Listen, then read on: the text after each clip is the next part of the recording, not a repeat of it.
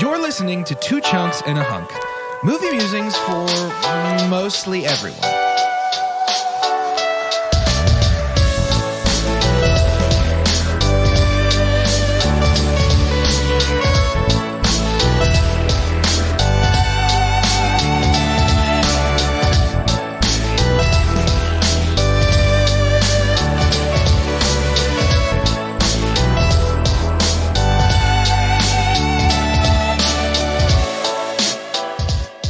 And welcome to Two Chunks and a Hunk. My name is Jordan Wonders, and this week I'm your chunk.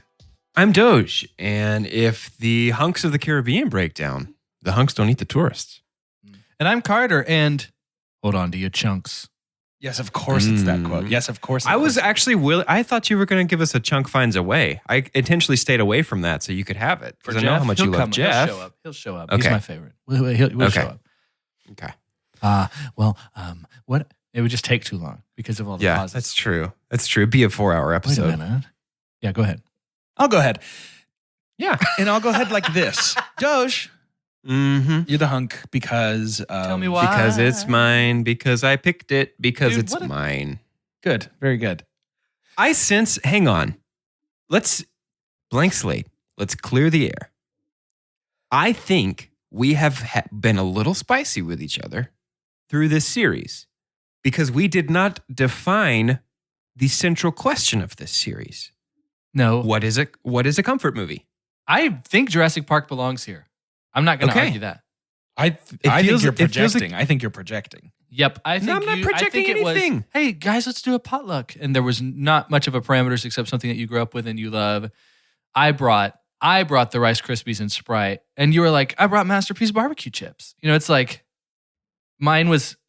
If I, like, the moment that you started arguing about Fifth Element, I was like, this fool is untouchable right now. He's walking in with never having to feel it back.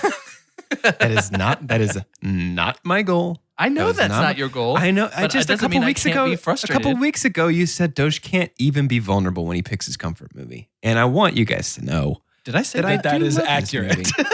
That is not accurate. My comfort movie just happens to be good. Sorry. And I want you guys to know that didn't hurt my feelings because I've never been hurt and you'll never know that I've been hurt. I've never been hurt my entire life and everything's all good, all gravy over here in Camp Doge. I'm strong like a triceratops.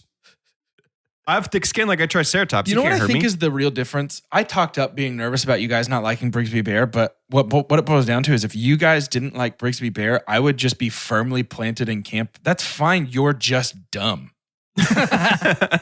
Which is a problem for me in a lot of ways in my life. But it's also sort of admirable. Oh, it's very admirable. I'm amazing. Doge, why did you pick... Well, hold on. The movie Doge brought to the table is called, I forgot what word that was, and it's just called gone in from it. Jurassic Park. Why'd you pick it? I was a dino kid. Yep.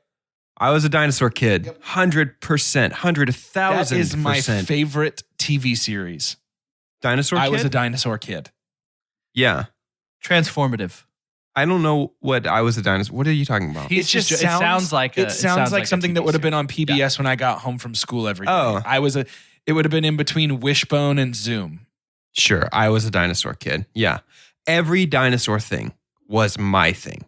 Sure. Land Before Time. In 100%. Yep. We're Back. A dinosaur story. Yep. I'm in 100%. Almost picked that for this series, actually. But it was too vulnerable. No, I didn't know. I didn't have a way to watch it. You didn't want to let us in, did you? I saw it on TV 1 or 2 times as a kid. And back in the late 1900s when I was a young boy, there was not a way to be like, what's that movie called with the dinosaurs? Because everybody'd be like, oh, there's a bunch of those. Which is it? And I was like, well, I don't know because I don't know what it is. Isn't that funny? It's the same year as Jurassic Park. Is it really? Yeah, both 93. Dinosaurs really had a moment. Dinosaurs were huge, man. I had dinosaur pajamas. I was fully dinosaur kid. Had all the dinosaur books, and so I don't even remember the first time I watched this. I honestly think I was probably like 10. Wow, really? Yeah, like this is not one that I remember watching like after school as a little tiny boy, which is probably good because it's rough, like it's scary, it's pretty violent. Yeah. But I also don't remember a time in my life. I don't remember sitting down to watch this for the first time. You know what I mean? Like it's. I know I wasn't watching an episode of Arthur and then watching this, but it also, I don't remember a time that I hadn't seen this. I mentioned it was Star Wars. I had to discover nerd stuff kind of on my own, being the son of a sportsman. Things like Lord of the Rings, Star Wars, superheroes. Those were mostly things that I had to gravitate to and dig for myself. Dinosaurs included. So I don't think I saw Jurassic Park until late elementary school. I guess. Yeah, probably. Mine was visceral. I was 8 years old, and it was the first PG-13 movie, and I felt like I am a grown adult now because I was 8 and got to see a PG-13 movie, but That's 5 years early. My parents knew what was good. They very much were like, hey, this is one of the best things we've ever seen. We've got to show our kid. He loves this kind of stuff. Yeah. So it would be 2 years after it came out. I was thinking while watching this, I watched it last night, and as I was watching, I was like, I think as long as you got yourself a kid that can like stomach some intensity, I think this movie's totally fine to show to almost any age. Because it's dinosaurs. Do we need amazing. Do we even need a synopsis? Do you want to synopsify? We have to do it. We do it all the time. We have to. I mean, it's in the Constitution. Here's my move. If Nick Reganis doesn't have one, Doge has to do it on his own. This week's IMDb synopsis was written by Nick Reganis. Oh. Had to be. In high hopes of putting the investors' minds at ease, John Hammond, the visionary billionaire entrepreneur and founder of the bioengineering company InGen, calls in 3 experts to witness the wonders of the first ever dinosaur preserve. There, in the isolated island of Isla Nublar, the visitors' wide-eyed excitement will soon turn into pure horror when the paleontologist Dr. Alan Grant, the paleobotanist Dr. Ellie Sadler, and the cynical mathematician Dr. Ian Malcolm come face to face with ferocious primeval reptiles on the loose after a devastating malfunction. Now the ultimate apex predator, the Tyrannosaurus Rex, is on the hunt for fresh meat. Can they escape from the terrors of Jurassic Park? We positively must find a way to get in contact with Nick Reganis. I know. Right? Nick is the best in the game. Absolutely bar none. He's like our hero and he doesn't even know. And not that he would care, but I want him to know. We've had pretty good luck, both heroes and villains, to actually reach back out to us that we've contacted ourselves. Jesse Awuji. True. Everything from Jesse Awuji to Melissa Joan Hart. Jesse Awuji is still the best person in the world. Treasure. Yes, absolutely. Melissa Joan Hart, I wouldn't say she reached back out so much as she responded to one Instagram post and was like, nah, get away. She was like, hey, she's like, hey, I'm in the carpool line. I'm picking up my kids Great, right Melissa. You stole our idea. How dare you call me a I hope a stealer? T-Rex eats your car. Allegedly. I don't want to. I allegedly hope a T-Rex eats your car. Allegedly. Oh, okay. Well, how do you talk about Jurassic Park? I know a good place to start. Please. Go. I think there are 2 movies ever. I almost wanted to super dump that I couldn't. I think there's probably more, I think. Well, let me get there. I'll explain why I only think there's 2. My super dump can't be this because I wanted to super dump that I couldn't see it in theaters. But it feels like the only other thing that Jurassic Park in 1993 in movie theaters experience can be compared to is A New Hope. Like it feels like you walked in. It's like, I know outer space exists. Things like this have been around, these epic operas and stuff like that. Then you walk in, you're like, oh, what is this?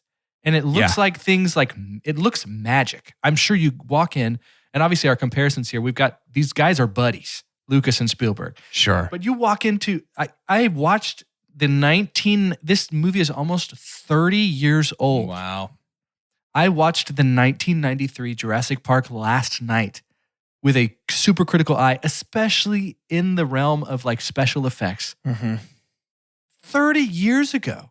You imagine watching this in 1993? Right. It completely skews.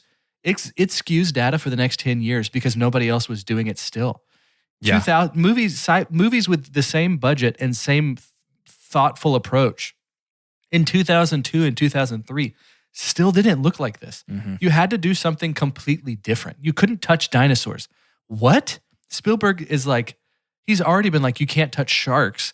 Now Yeah. you can't touch dinosaurs. He's just taking real world things and owning them completely. So Yes. I'm glad you brought that up because as I was watching last night, all I could think was I believe Steven Spielberg is at his best when he's got two strengths to me that separate him from almost anybody else in a similar category. And one is a creature of some kind, whether that is natural or fictional. You count E.T. in that? Yes, too? exactly. Yeah. Like some sort of some sort of creature is involved and /or man versus his own hubris is like a story that Spielberg just has a complete and total grip on. Yeah. He is so, because that's what Jurassic Park is, right? It's not really man versus dinosaurs. It's man versus his own hubris. It's man versus the audacity to do this thing and the consequences thereof. Yeah. And Malcolm is kind of our surrogate for that, it feels like. Yes. For that narrative. Yeah. Yes. Yep. It is Yep. so uniquely Spielberg with the wonder and sort of awe that exists in this movie. Yeah. And then also, like, obviously we'll have plenty of time to talk about John Williams as well. There's so much there just outside of the movie itself, much less inside of it. But I think an important starting point for the conversation is Mr. Sam Neill. Yeah. I do love Sam Neill. Can we backtrack a bit from Sam Neill and talk about the awe and the wonder that Spielberg does here? Because I think there are, watching this critically for the first time, and watching it uncritically for untold numbers of times before this, I think there are two movies inside Jurassic Park. Okay. And I think a lot of folks remember the first one, even though it's mostly the second one. I think one of the movies inside Jurassic Park is one with outstanding creature effects. Yeah. And peaceful pastoral scenes of dinosaurs grazing in this open field. You've got a herd of brachiosaurs and then a herd of parasaurolophuses drinking water. And we've got this huge wide panning shot. John Williams is playing basically O Shenandoah, like American folk melodies in that kind of pentatonic scale. Beautiful, peaceful, pastoral. The soundtrack is modern day American folk. Exactly. At this point. And I think that's the movie people remember. Mm-hmm. When I think of Jurassic Park, I think of that scene where we first see the brachiosaur get on its hind legs and eat the leaves from the top of the tree. I got emotional weirdly during that scene, almost cried during that scene in this watch because it's just something about the way that all works together. I think that might be like the most impactful reveal in cinema. I honestly cannot think of a moment where everything works together to be more powerful than that. It is on par pop culture wise with Yoda lifting Luke's ship out of the swamp on Dagobah. Sure. But that moment right there, that's going to be my super pump. Just the way that we're able to translate that feeling of like, if you take a screenshot of that, it is not impressive. The CG does not hold up. It looks pretty rough. But when everything is working in concert, it bypasses that part of your brain and it just works. And you go, oh my God, that's a dinosaur. Yeah. And you feel what Dr. Grant feels in that moment.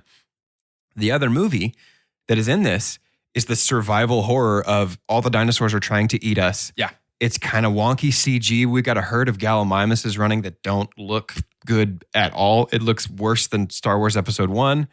And it's just like, man, this is kind of rough. And we've got like Lex the hacker and like a bunch of stuff that's like, this is really stupid. Mm-hmm. And that's most of this movie. I think a lot of this movie is that category. But the other part of this movie is so strong and so innovative that that's the part people remember. And watching it this time, Jurassic Park is far from a perfect movie. It is not my favorite movie. There's a lot of stuff in it that's like, sucks. This is not good.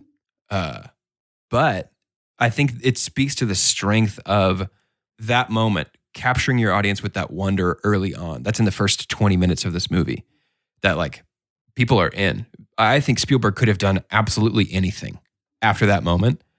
And this movie has already solidified itself as people are going to say this is one of the best movies they've ever seen in their life. Yeah, for sure.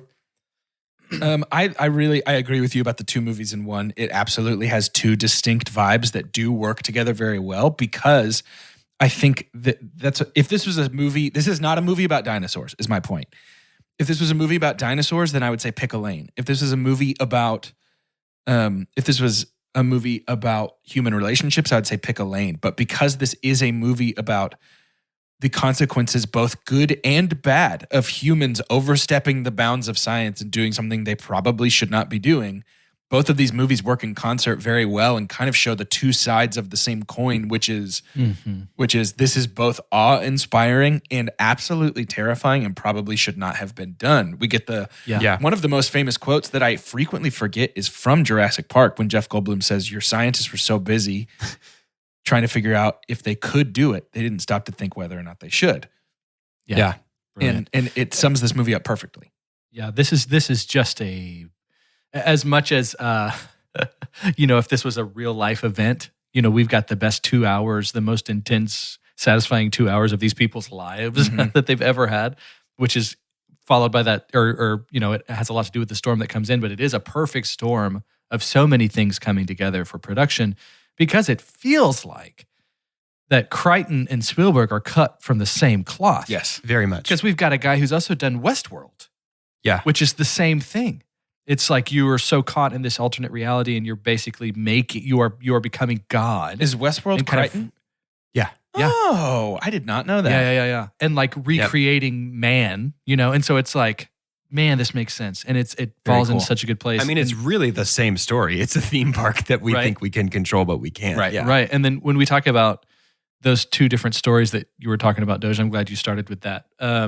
It does feel like we get another scene, though, that is the fear side of things, the ominous fear. And I think the T-Rex reveal for me is more impactful than the Brachiosaur. When I think of Jurassic Park, I think of Jeff Goldblum looking out the back of a Jeep as a T-Rex chases. That's what the scene I think of. For sure. But that's also a very Alien, Jaws. That's the... Sure. Spielberg, pretty brilliant with his reveals. Yes. On a lot of things. As we're talking about that kind of horror vibe, and I do want to get to Sam Neill, I think there's a lot to say there, but the velociraptor breathing on the window of the kitchen is the scariest thing ever. Ever. I'm gonna go with ever. So the dinosaur effects in this are so good, and I think it's because it's a huge thing, I guess, in movie culture to talk about the dinosaur effects in Jurassic Park, right? There's only 12 minutes of CG dinosaurs in this whole movie, even though this is the movie credited with creating CG creatures believable for the first time, right? Everybody knows all of that stuff.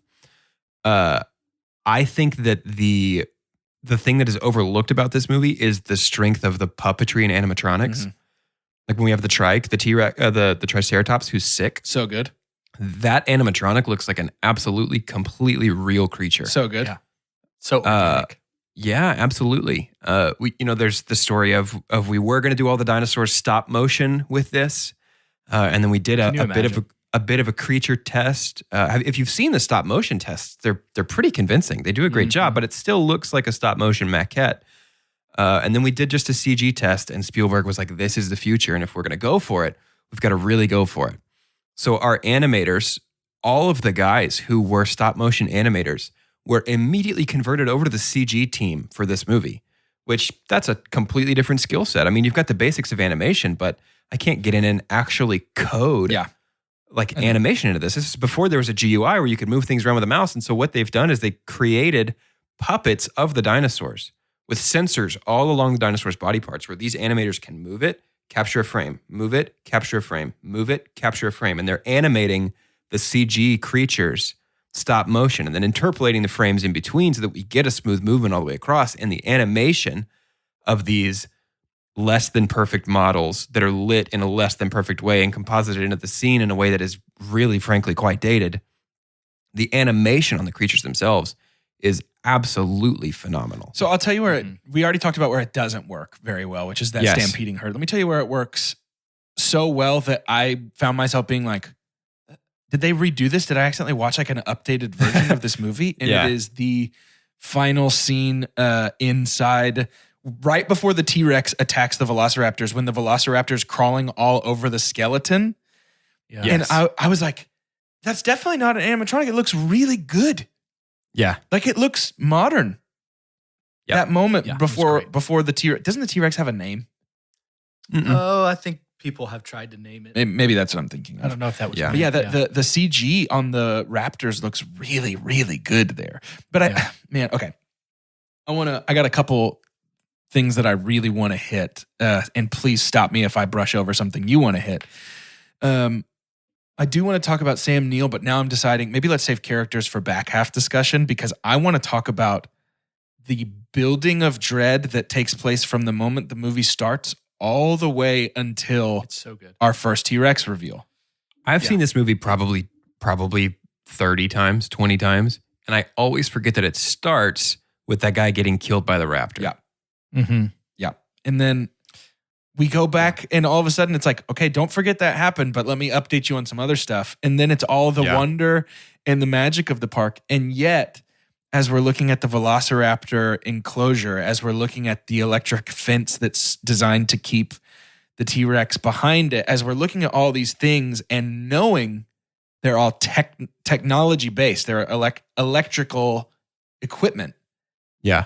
Even before they say anything, it's like you're watching and going, what happens if it fails though? Yeah.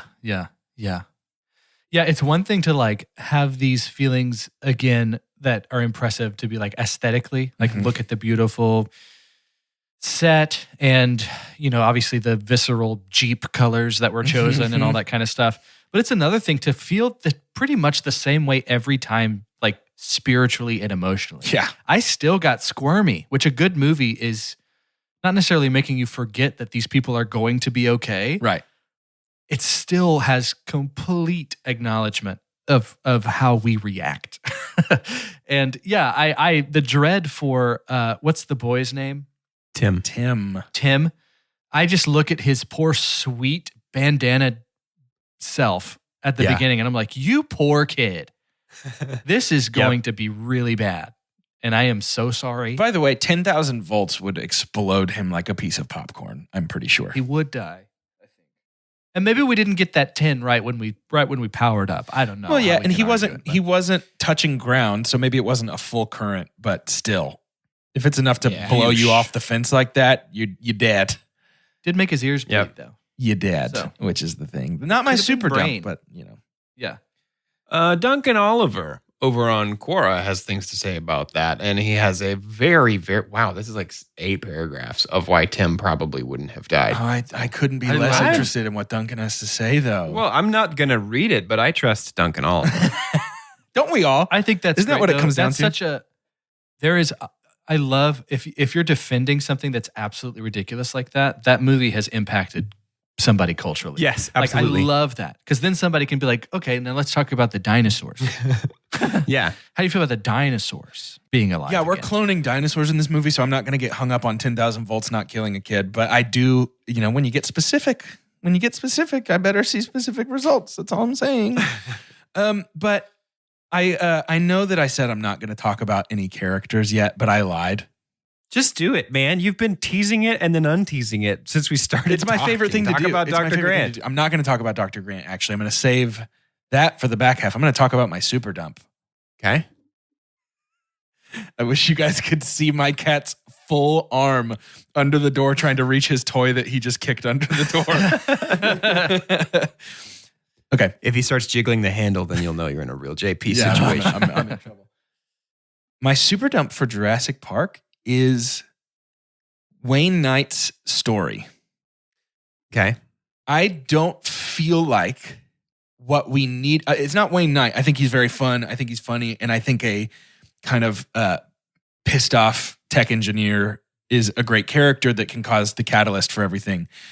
As I'm watching last night, all I can think is if this guy is just a coward who tries to get off the island when everything goes crazy and then can't fix anything, I like this better than trying to like sell everything out for so much money and then wasting all this time on him in the Jeep getting flipped over and stopped in the mud and shot with the acid dinosaurs. I feel like there is a tighter version of his storyline that instead of him intentionally shutting everything down and then trying to leave, involves the storm coming and all these guests there, and he's just like, I'm out. I got to get out of here. I set it to run itself. Yeah. You should be fine. And then it fails on its own because I think part of the hubris storyline. That's his hubris. Yes. Yeah, absolutely. I think part of the hubris storyline for him would be assuming that he did a good enough job programming this that he doesn't need to be sitting there monitoring it.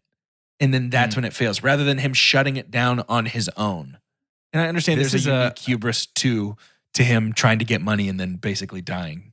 But Right, but I think that's the beginning of a kind of dumb thing about the Jurassic Park and Jurassic World franchise, that people are always trying to buy and weaponize these dinosaurs. Right, yeah. That's so dumb. Like, we don't try to weaponize lions. Right. Like, I'm not going to strap a gun. I'm not going to strap a gun to a lion and be like, "This is my soldier now." We That's so emotionally, stupid. weaponize lions, and the Lion King made me cry. Yeah. And we use them to teach me about grief. Do we kind of need him to be the breadcrumb for other installments, though, right? Like, But I don't. he's want important. that. I know. There shouldn't be other installments. Like, the dino DNA needs to be away from lock and key, right? It like has to get out. But it's done. I mean, it can only sit in that little cold storage thing for 36 Yeah, hours. that's true. And it's buried under all that mud. Yeah. All right. I get it. I do love the flip side of that. Is I do love when they talk about what they call it, the lysine contingency. Yeah. I love that built they that. have a built-in fail-safe to the actual biological dinosaurs themselves. Yo, Yeah.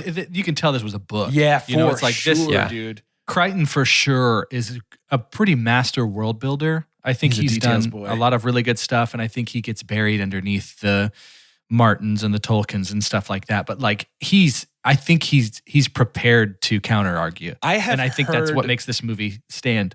conversations about Michael Crichton where it's like he's a great author, but he gets so bogged down in making sure everything is so airtight that it's almost boring to read.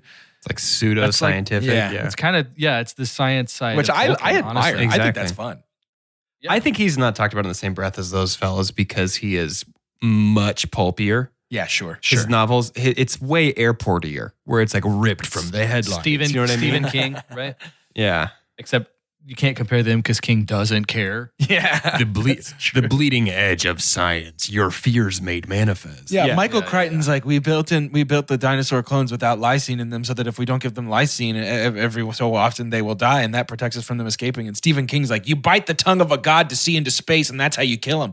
Well, aside from lysine, He's like, Didn't right. you but also- it makes sense because it's every 27 years. It's just every 27 every years. 27 Like he just years. comes up with Yeah. it. Right, it's every 27 years. He's so it's coked strange up, his that they nose is did. bleeding. It's Like strange the that they tongue of- did. It's strange that they did lysine and also made them all female. Yeah. Well, if the all female was so that they wouldn't have unexpected extra dinosaurs. The lysine was so that if they ever got out, they would die on their own. Yeah, I guess that's true. I guess you'd need a double That's good. contingency, right? But I love the conversation about the lysine and the fact that they're all female. And I love, what is it, Mr. DNA or whatever his name is, the cartoon that Yeah. like A Yes. real dinosaur. basically just Dinosaur. trucks its shoulder through about 45 minutes of exposition in about 3 minutes Yeah. just to make sure you're all caught up to speed. But it It's great, absolutely though. works Yeah, because it that does. would be what the theme park 100%. would do. Yes. 100%. Yeah. What an acknowledgement of the theme park environment, by the way. That was great. That is actually one of my favorite things about this story is that it is a Yeah. theme park. It's not a zoo. It's not a zoo. Yeah. It's Disney World with dinosaurs. It's Animal Kingdom, So that's but with dinosaurs. That is one thing. Nick Reganis did in their synopsis refer to it as a dinosaur preserve, and it is decidedly Yeah, it not a isn't. preserve. It is not about maintaining like a safe It and is spectacle. absolutely. They don't care about the animals. The animals are a prop to get to the goal. The animals are not the priority, like they would be at a preserve or a sanctuary. Which is why Sam Neill and good grief, Laura Dern have such an issue with the park when they Yeah. first get there. Specifically, Laura Dern is like, are we taking care of this dinosaur that's dying right here? Well, Right. that's one thing that I love about this movie that I don't feel like the others do very much. Dr. Grant, whenever Lex is concerned about Metasaurs, Dr. Grant talks about a T-Rex and he said T-Rex is going to do what it does. It has no motive. You know, his whole thing is like they're animals. They are not planning on how to eat us. They just they do what they do, you know? And I think that's a way that this is different than even Jaws, Jaws the shark does seem to have a bit of motive and a bit of a grudge. Yeah. And like, I think other installments in this franchise do treat our dinosaurs as movie monsters. Yeah. They're more Godzilla than like an escaped tiger. But this movie, with the exception of like some The raptors, pretty kind of at the end. questionable intelligence in the raptors at the very end when they're opening doors, but some animals can do that. We largely treat our dinosaurs as if they're actual animals. Like, we're stuck in this dinosaur place, and none of them have any motive. They don't recognize us. They don't know who we are. They're just doing what they do. Right. And that happens to be eating smaller animals, of which we are one. If you wanted to have a meal, you can be as cheap as you want, and you could still be full. You could go spend $5 at Wendy's, and you'll have enough. $5 biggie bag, baby. Sometimes there's experiences that are wine-paired 8-course meals. And it feels like Jurassic Park could have been so cheap. I think they are using so many cheap tricks, but they are so thoughtful and sommeliered that it is like nothing we've experienced before. Spielberg did not have to bolster the universe of Jurassic Park with information, and yet he chose to anyway, and I love it. Yes. Yeah, no, Yes. it's Yeah, we talk about how theme parky it is, like the educational tour, the behind-the-scenes tour, which is just the rotating ride that shows you the glass. The lawyer, are these auto erotica? Oh, man. I almost called him my least favorite character, but I think what I mean by that is that I love to hate him. Yeah, that's the point. Yeah. So it's not that I actually dislike him in this movie. I love him in this movie because of how terrible he is. Yeah, because of Crichton, the villainous characters are a little more nuanced. Mm-hmm. Because if it's up to Steven, it's like the CIA or Nazis. You know, Right? It's up to Spielberg. It's like, well, duh, it's Nazis. Yeah. Spielberg even kind of sanded out some of the corners of Hammond. In the novel, he's far more cynical, definitely only about money. And in Spielberg's version, he's a misguided optimist. Mm-hmm. He just wants to impress people. He wants to actually show them something real. I think I like that better. I do too. As a concept, I like that a lot. think I like, and part of that is probably just Attenborough is charming, and so I don't want to have to hate him. But I think I like the idea of this park. Something about a hubris story makes a well-meaning mistake more interesting than a selfish one. Yes, what a great way to put it. Yeah. And I think it's more fun to watch. The other thing that's really fun to watch is our bank accounts get swelled. Get big up. I mean, let's make those dino bucks. We gotta make Dino Dolores, baby. From what Dolores from Westworld. Shout announcements.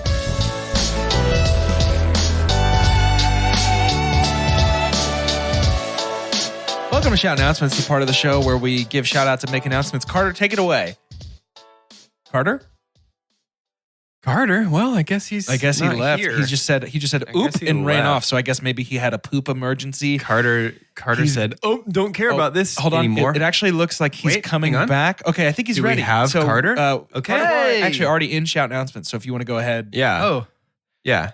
Are we actually? Yeah. I knew that. Patreon. Listen, if you want some more content, if one conversation about Fifth Element wasn't enough, you could pay $3 and hear us talk about it more. We have 2 tiers do that of Patreon. episode again.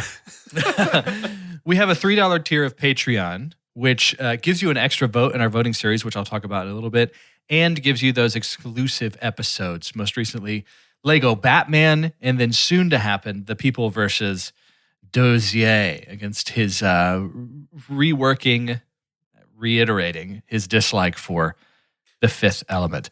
There's also the $5 tier, which gets you into essentially the more behind the scenes, like Two Chunks community. That's a growing community that we have on Discord, to where we just kind of all get to interact with each other. There's more channels than you can count on 2 hands that are just full of really fun stuff. As early access to being able to be in box office ball for the coming years, among many things.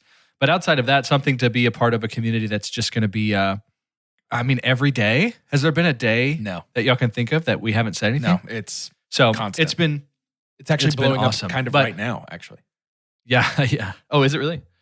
That $3 to $5 tier, any of those tiers gets you that extra vote. And that's very important right now and very important for this day. If you're looking at the clock in your home, if you wound it over the weekend so that the time is right, or if you are in your car looking down at your analog or digital, whatever you chose, if it's that new time, if it's 5 p.m., you might have run out of time. But we've got an extra vote for a series that we are doing starting next week. We are going through video game movies. And there's a lot of them out there. And there's a lot of places to put your opinion, and you choose the top 5 that we will be reviewing. So you have until 5 p.m. You can choose one that you just want us to talk about. You can choose one that's one of your actual favorites. You can choose one that you haven't seen but have always wanted to and want to have maybe an accompaniment with that, because I know some people love doing that with our podcast. But you can go and do all of that. Don't forget to throw it on over to Jordan for rating and reviewing while you're at it. Rate and review our show. No. Carter said I could take the whole thing. But then Jordan kind of did say something about like rating and reviewing. No, you can't chicken out like that. Or you can't Also, T-Rex out like that. You can't T-Rex out like that. Go rate and review. iTunes is still kind of the algorithm that a lot of the podcast charts run by, but Spotify is still important. Here's the thing. If you do both, it doesn't really take that much time regardless. It's still like under a minute. I would imagine that many of you that listen to podcasts have either of those applications on your phone that you can just go in and click on that. I have not found a way to review Spotify for a podcast on a desktop. Have y'all? Mm-mm. I haven't Phone opened seems to be Spotify the on only way. desktop. Does Spotify have written reviews? I don't No. think so. Just No. stars. I was going to say you could just copy and paste your iTunes review. I would accept that. I would accept that too, if you You could. do both. But yeah, you can do the star reviews on either of them. You do get the chance to actually write in a review for the iTunes side, but that'd be great. And it's more about like trying to get the word out. You know, you could have 2 chunks just to yourself for the rest of your life, and that'd be great. That's good. It doesn't really affect you. But do you want more people to be a part of that? That's kind of how our Discord community got built. It's because somebody said, hey, have you listened to this? I have. And now they have a place to go, a tribe to talk movies and all sorts of things. So do it. How do you think he did, Jordan? I think it's pretty good. I give him like an A minus. Yeah, it was all right. It was pretty good. Yeah. Chunkies, are you looking to make high quality professional live streams?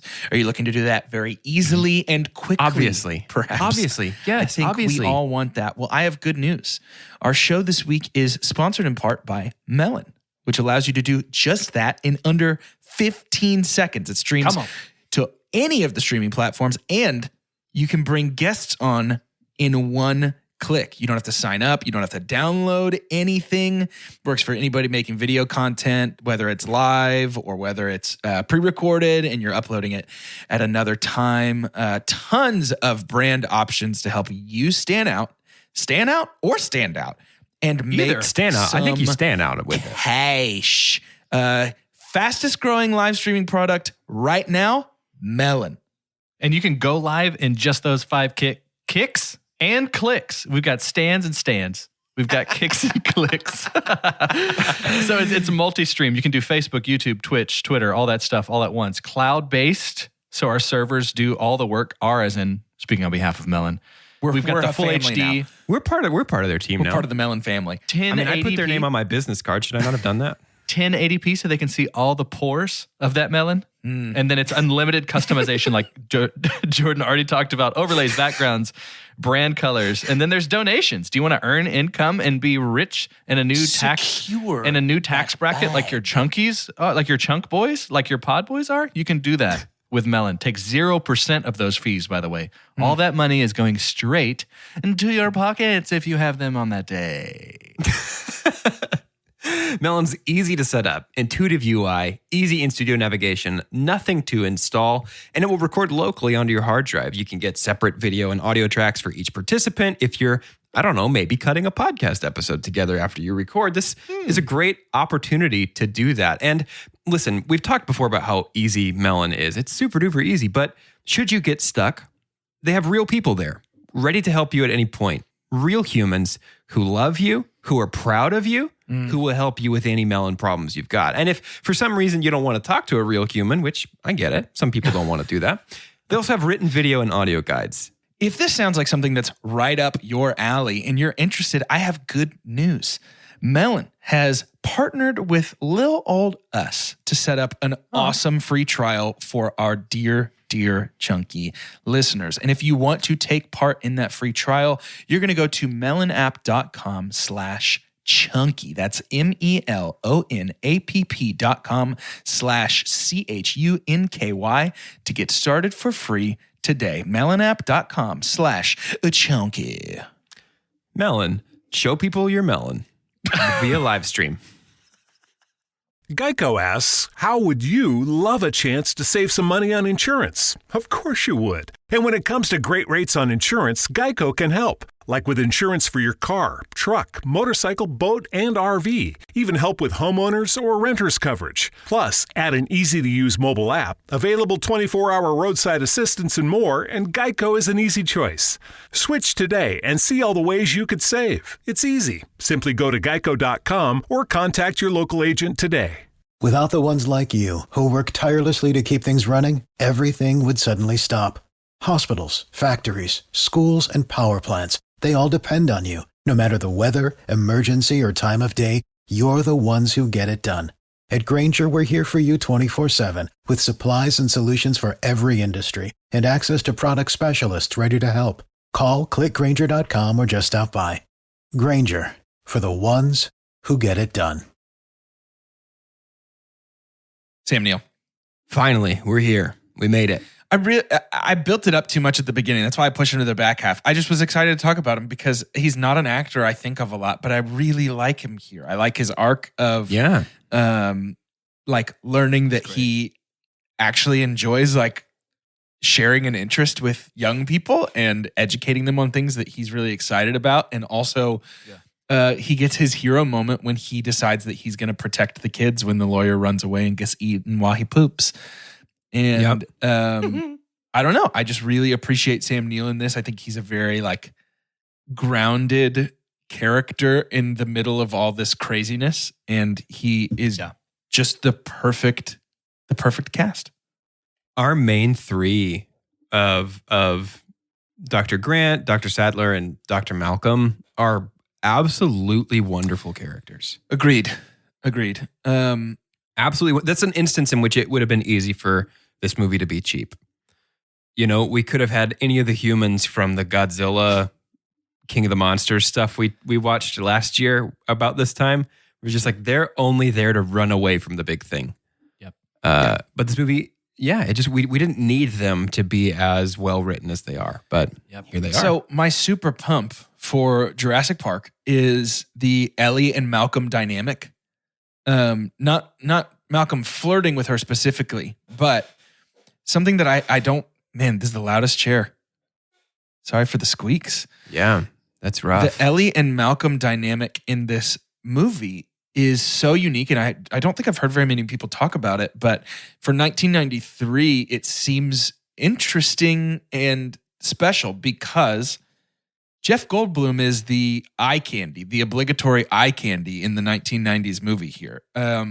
Laura Dern is not. Why do you think he's lounging like Lionel Richie with his shirt fully open? Laura Dern is never really visually sexualized in this movie at all. And on top of that, we have another flip where Jeff Goldblum is damseled and Laura Dern is the Ripley BA woman running into every situation headfirst, unafraid, doing everything. She puts the team on her back.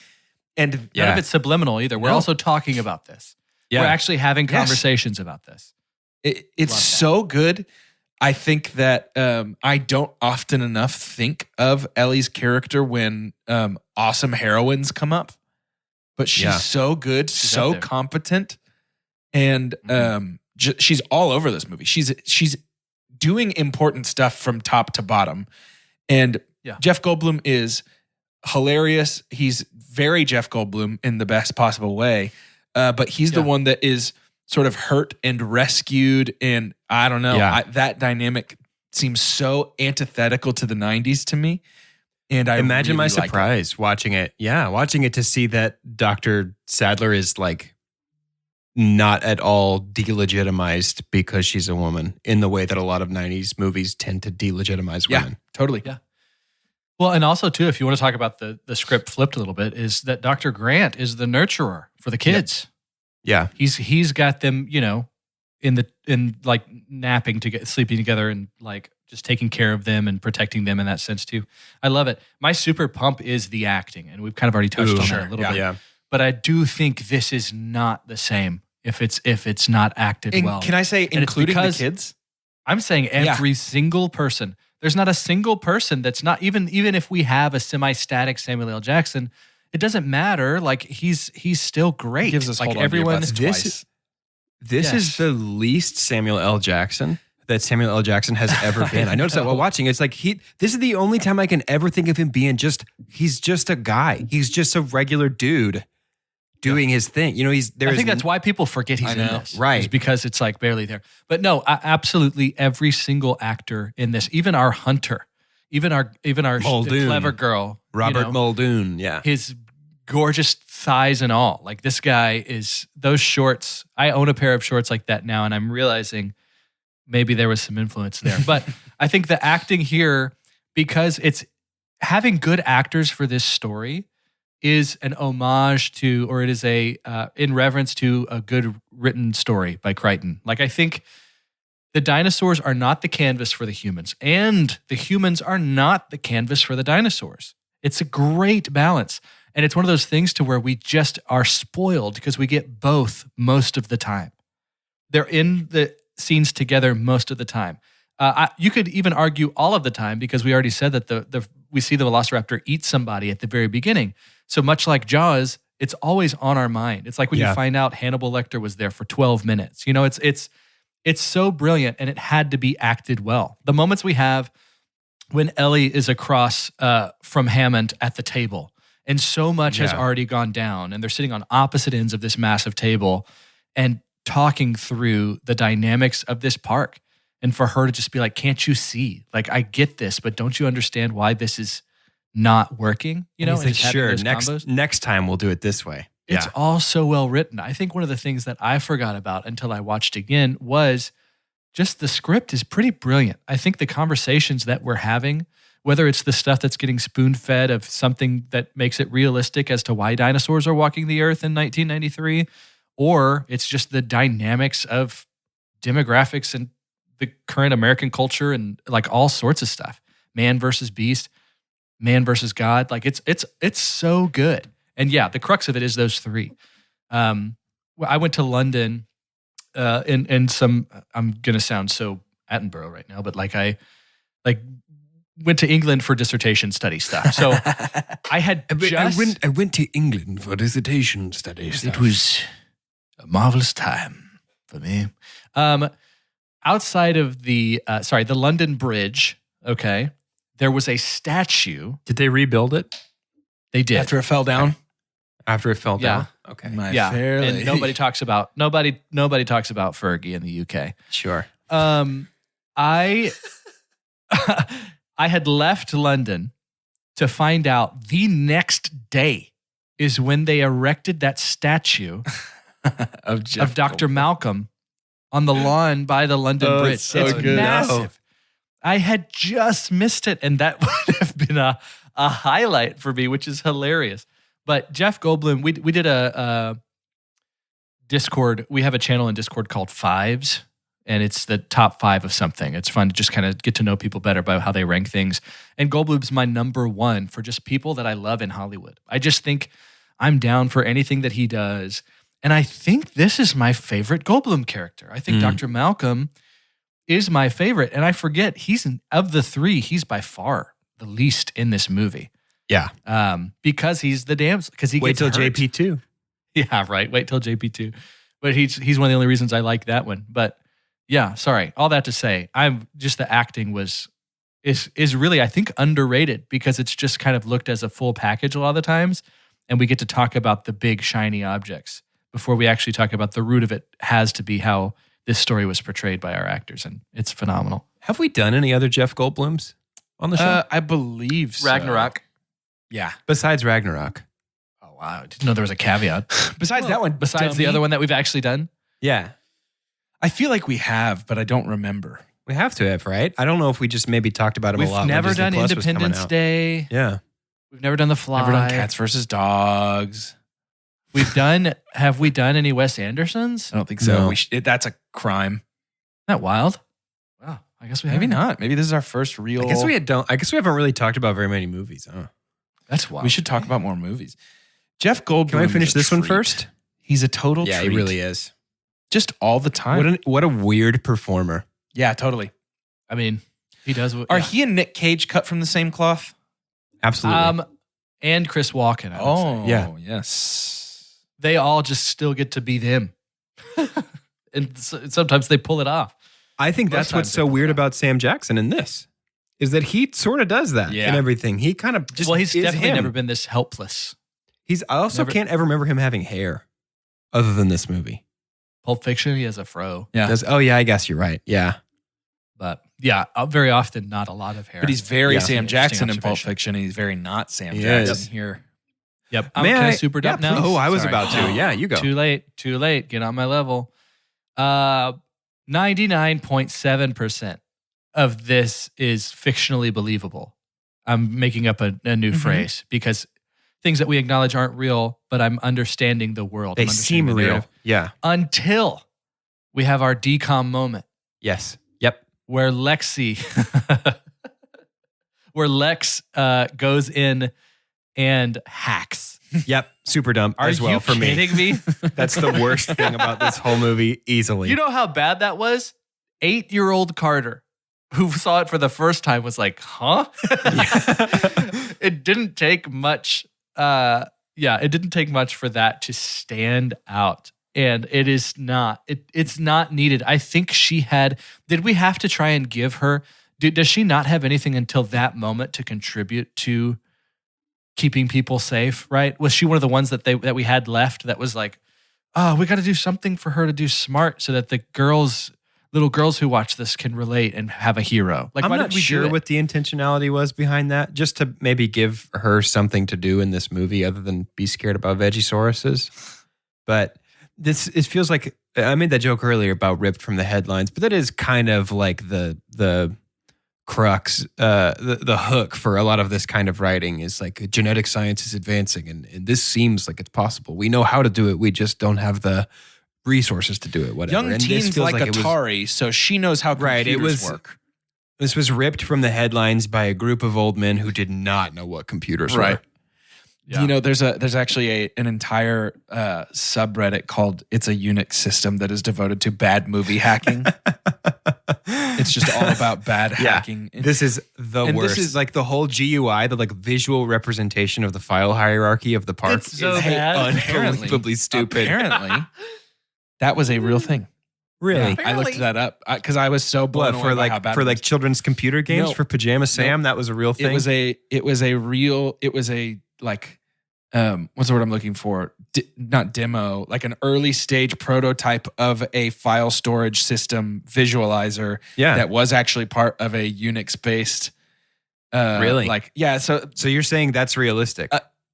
not The that hacking she is the knows how best to part of do this it. movie? Not that she knows how to do it necessarily, but like the visual of it specifically was actually something that was trying to exist at that time that they thought looked futuristic and went with it, and it does not work. yeah. But this It is movie rough. did birth Doge one of our collective favorite movie jokes, which is Hacker Man from Kung Fury. So we have this movie to thank for that, I suppose, which is a lot of fun. Yeah. Oh, that's rough. Every time I watch this movie, I get embarrassed by that. Where it's like, listen, I love this movie. Like you're showing it I to can't- somebody. I cannot sanction that part. Yeah, it's Unsanctioned rough. buffoonery. And there's so many, there has to be 50 scenes or images that I remember viscerally. And I didn't realize until this watch that one of them is the way she holds the mouse. Her thumb is on top of the mouse, What's happening? like a Why are you- criminal. Are you kidding me? She should go to jail. If there's anything Ludacris has taught us, it's hackers don't hold a mouse that way. You know what I'm saying? Yeah. Callie looked up that actress on Instagram last night while we were watching, and her Instagram bio is How fun. actually I'm a vegetarian.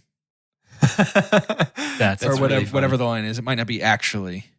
Yeah, Whatever it is, that's her Instagram bio, which is very funny. that's fun. And she read it at I'll the take it. moment that she said it, which that is Lex said it. That's so fun. which is pretty fun. Yeah, I think the way we feel about that is probably how a lot of paleontologists feel about this movie. Sure. Because Or the notion, like geneticists. Dr. Grant, Dr. Grant is pretty much laughed out of the paleontology community for suggesting that dinosaurs turn into birds, but that was pretty widely accepted by this point in time. That was not a controversial opinion to take. Yeah. Do you think so we've talked about before my uncle that used to work for NASA, yeah? I think so, yeah. And so like he loves Apollo 13 but hates Armageddon because it's like Yeah. he's like, for real? Do you feel like paleontologists feel that way about Jurassic Park? Maybe not, right? I think they don't, because the thing that Jurassic Park is selling is not here's how to make dinosaurs. The thing Jurassic Park is selling is the first movie, the one that people remember, is the wonder of, can you believe these creatures? Well, I read that they existed. They were here. Paleontology experienced, since the release of Jurassic Park, A the boom. biggest boom it had ever seen in its history. Excellent That's book. I so- recommend to any grown-up dinosaur kids out there. If you were a dinosaur kid when you were little, check out The Rise and Fall of the Dinosaurs by Stephen Prescott. He's a paleontologist That's who fun. basically takes you through the entire history of the dinosaurs, all the way from like the proto-dinosaurs before they really evolved onto the scene, through the synapsids, through the Pseudotsuchian branch. It's absolutely fascinating. It's one of the best books I've ever read in my life. And it's incredibly dry and so boring to somebody who was not a dinosaur kid. Yeah. Spielberg, a couple things I want to say before we wrap up. Spielberg and Lucas are curators of one of America's top exports, and that's culture. Our culture that gets exported. And obviously Lucas with Star Wars and how much that has changed the world. And you can go back and listen to that series if you'd like. We did all of them. But then Spielberg, I mean, really, it is bizarre that we don't have Shark Week without Spielberg, I don't think. Sure. We definitely don't have the added sections of your local museum for like digging up. Maybe it comes around, right? But don't you Like think maybe it was somebody gets to it if he absolute- doesn't first. Yeah. absolute both feet in my hands and I just launch you? Like it had to be. For like that's so wild to me when movies like that have such an influence. And one of the best ways to collect data on how many people saw this movie is what it made in the box office. And this is one of the most fun ones to talk about. In 1993, this cost $63 million, which was semi-risky because that's a lot of money. But we had Spielberg, who kind of already had figured himself out. But even he did not fully expect $1.1 billion In 93. in revenue. Wow. 1.1. And Unreal. now, granted, that's the current state. Jurassic Park has had a few re-releases, but they were flirting with $1 billion in the early 90s. What? That's crazy. I know we're about to rate, but before we do so, I do need to offer one retraction, one correction. Stephen L. Broussard wrote the book I talked about. I looked up. I'm pretty sure I said Stephen Prescott. I looked it up. That's a urologist somewhere in the United States. I don't know. That's not a real person. So the Tinkle Doctor did not write the Dino book. Steve Broussard wrote the Dino book. Oh, then I'm He'll out. scope your urethra, though. He'll definitely do that. Ew. Ouch. What? It's for health. We're going to rate this It's movie. good. What? It's good. Carter, it's good for you. We're going to rate this movie using the same science that dared to ask if it could, but not if it should. Dang. The scientific cinema scale is perfect and as follows. The best thing we could ever say about a movie is own it, don't lend it, buy that poster. The next best thing is buy it. That's followed by rent it and then stream it. After that is forget it. And last, but certainly least, the worst thing we could ever say about a movie. God hath forsaken us. I'll go first. I'm buying the poster for Jurassic Park because it's Jurassic Park and it's obvious. I know we gave Doge a hard time earlier because he picked like Jurassic Park. And I'm glad we did it. He deserved it. So yeah, I'm going to buy the poster for Jurassic Park. Among many other Spielberg props and pieces and sets and stuff that I saw at the Academy Museum of Motion Pictures in LA was Jurassic Park things. They actually had some of the stop motion models that weren't used. They were showing in one of the educational, y'all would obviously would love this. I'm so jealous of you. In one of the educational sections of the museum, they kind of show the process that they had to eventually get to the T-Rex. So they show the motion capture stuff, tell the story about how that wasn't going to work. This team gets converted.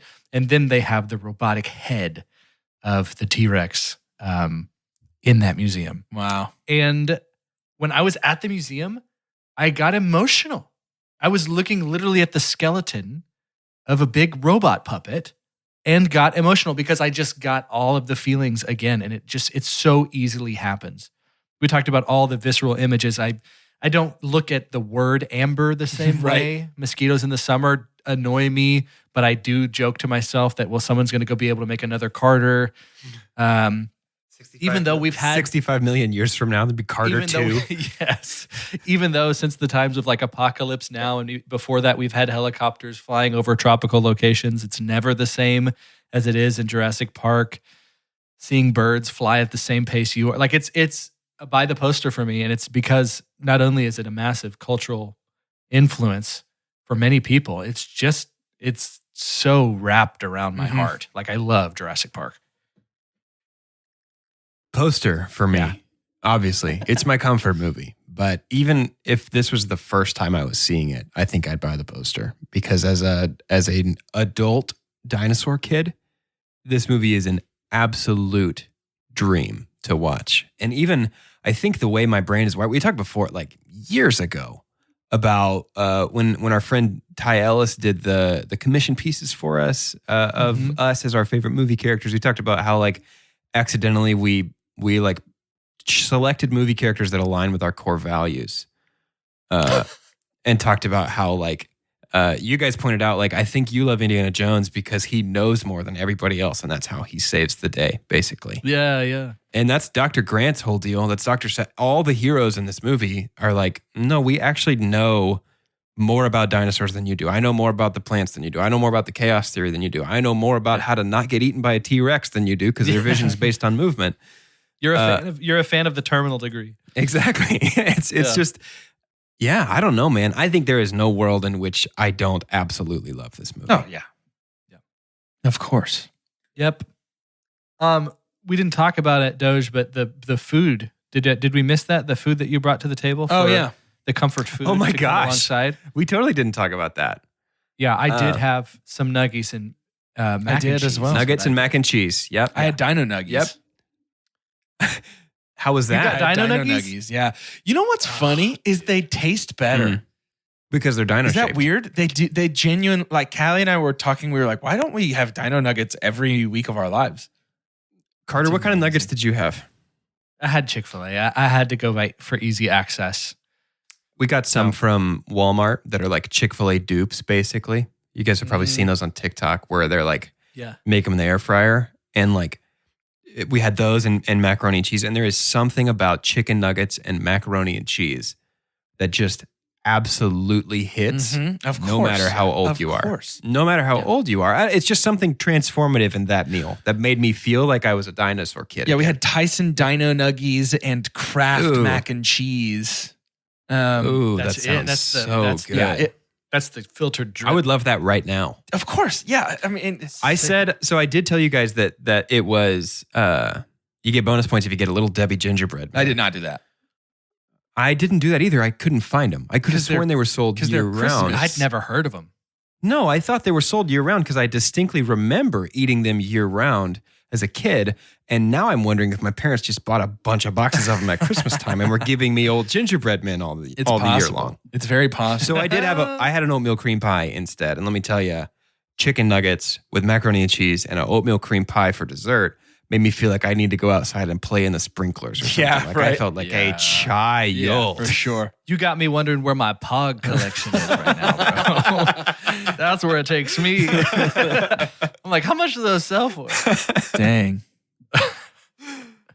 I really enjoyed the curated snack experience for this. That was such a fun It addition. felt like an ARG. That was fun. It felt like it was like, It did. like we gotta add to the experience. We should look for more real world addendums Combos. to our series. That's very Yeah. fun. I like a think that's snack great. recommendation every once in a while. I think that's That's a cool. good I would time. like to point out that yours was more of a dinner I had to make than it was a snack that I could Yeah. eat during the movie. Totally. But because it wasn't comfort snack, it was comfort food. What is your food to eat? I would say cereal and milk is a meal. yeah, it can be. It can be. It can be. Mine, sure. Carter's was the only one that was actually a snack. It's true.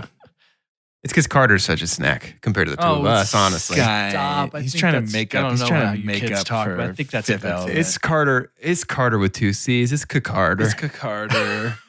Carter it's the just- snack. It's Carter. Carter. You can put that C anywhere you Carter. want, bro. Carter. Carter. Well, don't forget to tune in next week as we begin our video game movie series. Votes Man, are it just doesn't stop. theoretically still open if you're listening to this as it drops. So Yes. run, don't walk to the polls. And if you're a patron, You have get until 2. 5 p.m. Tuesday, March 29th. 5 p.m. Tuesday, March 29th. Polls You close. can turn the tides of this if you're a patron. So worth considering. To end today's episode, I'd like for each of us to say our name and to say what our job would have been at the Jurassic Park theme park. For 2 Chunks and a Hunk, I'm Jordan Wonders and definitely concession stand worker. Are you kidding me? Yum. I would be, you know what? Not even that. I would be the concession curator. I would be deciding what the snacks were, and we would have like a turkey leg, but it would be called like a Brontosaurus hunk. Yes, dude. We would have Yes. we would have corn dogs, but it would be called. I was also going to go with Brontosaurus for that, but instead I'm going to go Velociraptor. Bronto neck. bites. Yeah, we would definitely have Dino bites, which actually you think that's chicken nuggets. Trilobites. It's actually trilobites. You think Dino bites are chicken nuggets, but what they actually are is popcorn chicken. The same, yes, but different a little bit. I just thought of a food word combination in my head, and then I also could just see images of Jordan, the Crunch Raptor Supreme.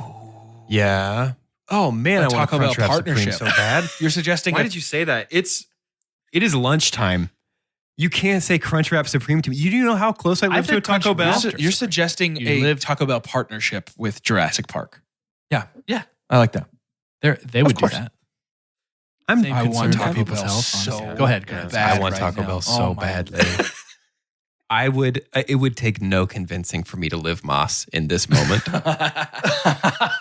I could even live Medio if I'm being honest with you. It wouldn't. I am currently living Manos. I'm living Manos because I have no Taco Bell. Oh my God. I'm Doge, and my job at Jurassic Park will be freaker outer. I stand in the field and I'm like, it's dinosaurs. They're right there. Can you believe they're still here? Don't get over it. It's dinos. It would be like if the The people whole they day. hired to stand around in like Tomorrowland at Disney actually thought Tomorrowland was real. And they're like, do you guys get that there's rockets? Do you not understand? I'm Carter, and I would be like the premium package tour guide. I'd be the one who like walks people through it, have my fun quips for each Yeah. section. I hope I get on Carter's Jeep. Yes, a tour. It's because I had so much experience with a very different place than Jurassic Park. But yes, I think I could do that. I think I could go off script when I felt like the energy was there. A kid gets 8 and you're but like, yeah. we're just going to keep on going, guys. Don't look that direction. Was his name Goat? I'd be Yeah, so funny. dude, that's great. I'd I be would so definitely get on funny. your You Jeep. burnt that With kid point- so bad, yeah. dude. With jokes like that. That stupid Dude, kid. the goat's leg too. That's another very memorable moment. What about Samuel L. Jackson's arm? That one too, dude. Yeah. There's so much imagery there. What about the dinosaurs? Are those memorable? Most of them, yeah. Yeah. Wow.